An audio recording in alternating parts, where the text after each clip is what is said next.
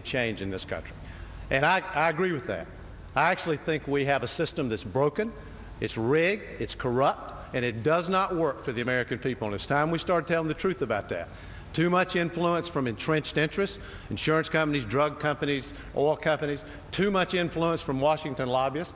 And so the question I think that voters have to ask themselves is, do you believe that the candidate who's raised the most money from Washington lobbyists, Democrat or Republican, the candidate who's raised the most money from the health industry, drug companies, health insurance companies, the candidate who's raised the most money from the defense industry, Republican or Democrat, and the answer to all those questions is that's Senator Clinton. Will she be the person who brings about the change in this country? You know, I believe in Santa Claus, I believe in the tooth fairy, but I don't think that's going to happen. I really don't. And I think that if people want the status quo, Senator Clinton's your candidate. That's what I believe. If they want real change, then they need somebody who tells the truth about a system that doesn't work, who believes that this may actually be the first generation. We're all worried about this being the first generation that doesn't leave the world of America better for our children. Unlike 20 generations that came before us, this is not an abstract thing. This is not about lobbyists. Matter of fact, it's not about any of us. The truth is, when this election is over, I'm going to be fine. Senator Clinton's going to be fine. Senator Obama's going to be fine. The question is, will America be fine? And will we ensure, and I think this is the great moral test of our generation, will we ensure that our children have a better life than we've had? That's the responsibility we have. Senator Clinton, please. Well, I think we were making progress in the 1990s, and I'm very proud of the progress we're making until, unfortunately, the Supreme Court handed the presidency to George Bush, and we have been living with the consequences ever since. And I think it is time for us to step up and say, we're going to change the way Washington works. And I've laid out very specific plans about how to do that. I'm going to take $10 billion away from a lot of these industries, starting with money from the HMOs that are getting too much out of Medicare, starting with the no-bid contracts for Halliburton, starting with the defense industry that needs to be pared down and reined in. I've been very clear about that, and I intend to implement that. You know, change is just a word if you don't have the strength and experience to actually make it happen. Senator Obama, to you, let's apply the what we'll call the Giuliani question about having run a city, a state, a payroll. What specifically is your relevant experience for being president? The experience I have in politics is primarily legislative.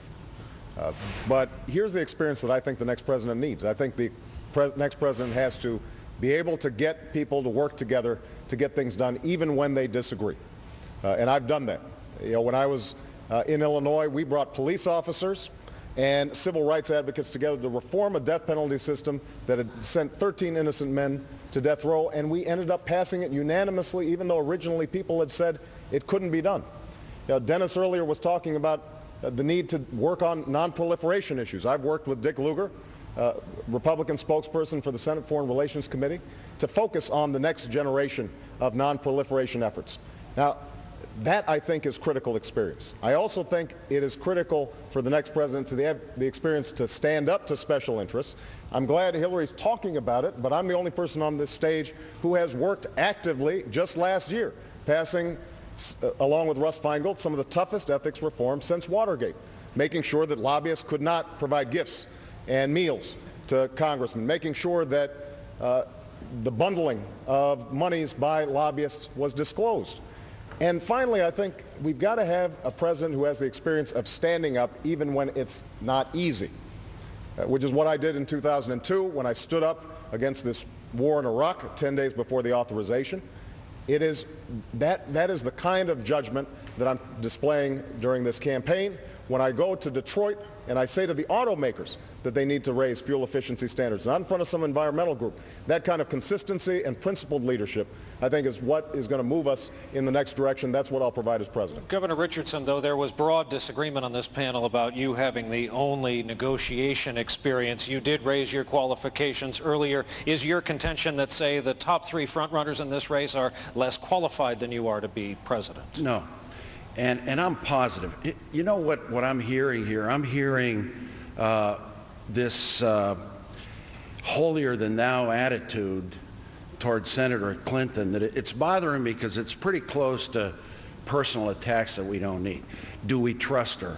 Do she take money from special interests?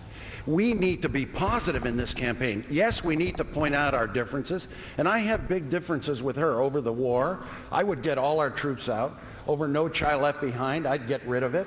I also have differences over Iran. I think that was the wrong vote for her to cast because I think it was saber-rattling.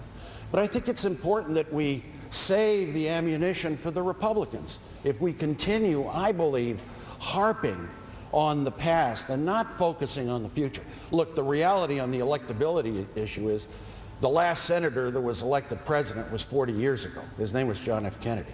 We elect governors as presidents. 7 out of the last 8 have been either governors or ex-governors.